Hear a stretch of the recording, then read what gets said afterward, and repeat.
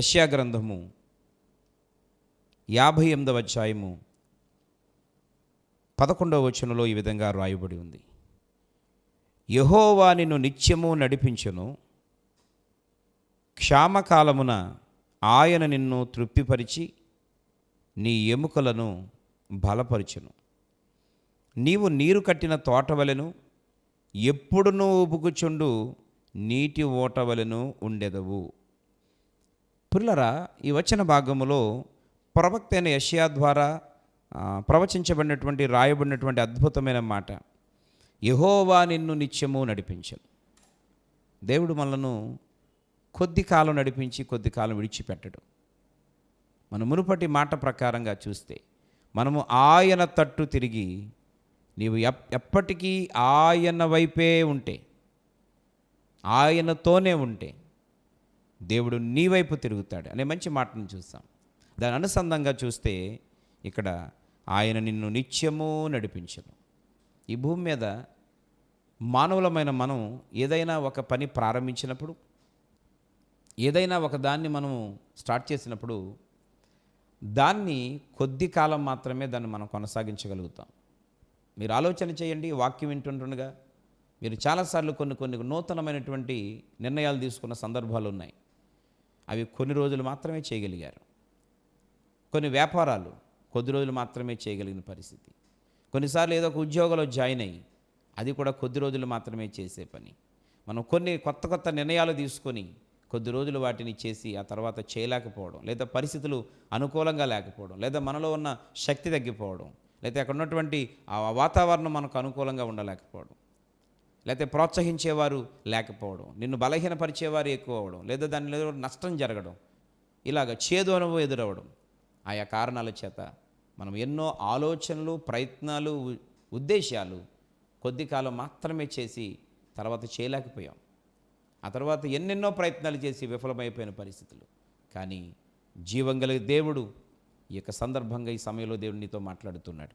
కానీ ఆయన వైపు తిరిగి నీ జీవితంలో ఆ యొక్క అవిశ్వాసం అనేటువంటి ఆ రాయిని, ఆ బండను నువ్వు తీసేసుకోగలిగితే నీ జీవితంలో శుభం చేయడమే కాకుండా శుభకరమైన జీవితాన్ని నడిపించడమే కాకుండా ఆయన అంటున్నాడు, నిన్ను, నీ కుటుంబాన్ని, నీ జీవితాన్ని ఆయన నిత్యము నడిపిస్తాడు. అంత మాత్రమే కాకుండా క్షామకాలమున ఆయన నిన్ను తృప్తిపరుస్తాడు. క్షామము అనగా ఈరోజు కరువు. క్షామము అనగా కరువు.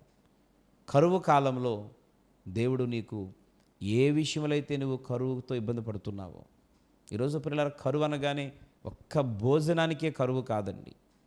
దేవుని యొక్క మహాకృపను బట్టి ఈరోజు మన దేశంలో, మన ప్రాంతాలలో ఉన్న మనందరం కూడా భోజనానికైతే ఇబ్బంది పడడం లేదు.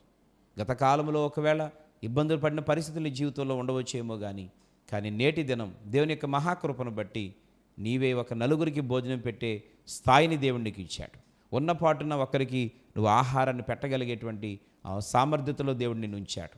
ఈరోజు భోజనానికి కరువు లేదు, కానీ ఈరోజు శాంతి కరువైపోయింది, సమాధానం కరువైపోయింది, ఆరోగ్యం కరువైపోయింది, నెమ్మది కరువైపోయింది, మనిషి జీవితంలో నవ్వు అనేది కరువైపోయింది. ఎందుకంటే ఏ సందర్భమైనా మనకు ఈరోజు వచ్చేది ఏంటి అంటే ఏడుపే. ఇల్లు కట్టుకోలేకపోయినా ఏడుపు, అప్పులు తీర్చలేకపోయినా ఏడుపు, అనుకున్నది జరగకపోయినా ఏడుపు, పరీక్షల్లో పాస్ అవ్వకపోతే ఏడుపు, ఉద్యోగానికి వెళ్ళి అక్కడ నువ్వు సెట్ అవ్వకపోతే, ఆ ఇంటర్వ్యూలో సెలెక్ట్ అవ్వకపోతే, ఆ ఎగ్జామ్లో పాస్ అవ్వకపోతే ఏడుపు, వ్యాపారం అనుకున్నంతగా కొనసాగకపోతే ఏడుపు, ఈరోజు అనుకున్న వయసులో వివాహం అవ్వకపోతే ఏడుపు, వివాహమైన తర్వాత పిల్లలు పుట్టకపోతే ఏడుపు, పిల్లలు పుట్టినా వారు ఆరోగ్యవంతులుగా లేకపోతే దుఃఖం, ఈరోజు బిడ్డలు చదవకపోతే దుఃఖం, పాస్ అవ్వకపోతే దుఃఖం. మనిషి జీవితంలో దుఃఖము దుఃఖము దుఃఖము, ఏడుపు అనేది ఈరోజు. అందువలన మనిషి జీవితంలో ఏది ఉన్నా, ఎంత ఉన్నా, ఏ స్థితిలో ఉన్నా, ఎంత మంచి కులములో ఉన్నా, ఎంత మంచి బలము కలిగి ఉన్నా, ఈరోజు తృప్తి అనేది మనిషి జీవితంలో లేదు. తృప్తి అనేది మనిషి జీవితంలో ఈరోజు కరువైపోతూ ఉంది. ఈరోజు అలాంటి కరువును నువ్వు అనుభవిస్తూ ఉన్నట్లయితే, ఈరోజు భోజనానికే కాక ఇంతవరకు పరిశుద్ధాత్మ దేవుడు నీతో జ్ఞాపకం చేసినట్లుగా ఏ రకమైనటువంటి కరువును ఈరోజు నువ్వు ఎదుర్కొంటూ ఉన్నప్పటికీ ఆయన నిన్ను ఆ కరువులో నుంచి నిన్ను తప్పించి ఆయన తృప్తిపరిచే దేవుడు. ఎందుకనంటే ఆ విధంగా కూడా శుభాన్ని కోరేటువంటి దేవుడు ఆయన. ఆ విధంగా కూడా శుభాన్ని కోరేటువంటి దేవుడు. ఎందుకనంటే దేవుని ఆలోచన, దేవుని యొక్క ఉద్దేశం తనను అంగీకరించినటువంటి నీ పట్ల, నీ కుటుంబం పట్ల ఒక శుభకరమైన జీవితాన్ని ఇవ్వాలని, శుభకరమైన మాట చెప్పాలని, శుభకరమైనటువంటి కార్యాలు నీ జీవితంలో నెరవేర్చాలని, నువ్వు అనుభవించాలనేటువంటిది దేవుని యొక్క ఉద్దేశం. ఆయన నిన్ను నిత్యము నడిపిస్తాడు.